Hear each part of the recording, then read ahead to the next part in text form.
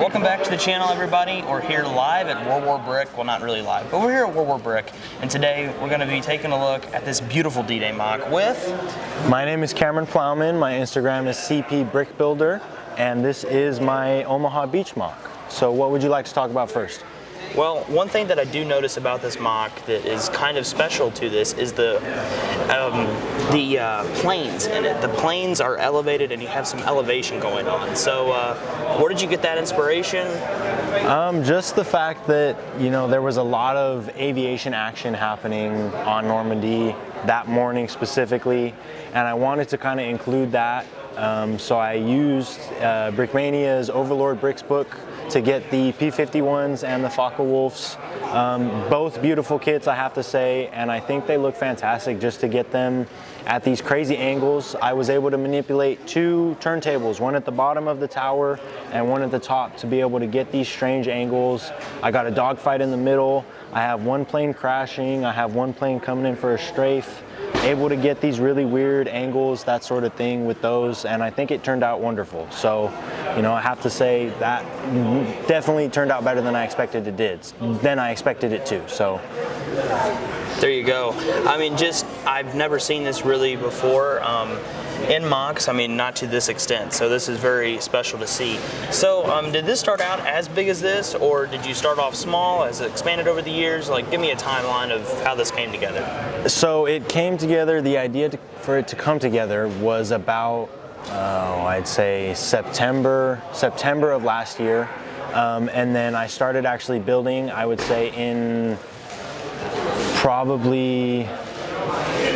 I think the plan came together in about July, and I started building in about August. Took me about 3.5 months, and it was not gonna be quite this big when I first came out with the idea. I didn't have it quite planned that big, but I made it a little wider, made it a little bit longer, and I think this is probably the perfect size. I mean, maybe I would make it a little bit wider if I made it any bigger, but probably not much bigger than this.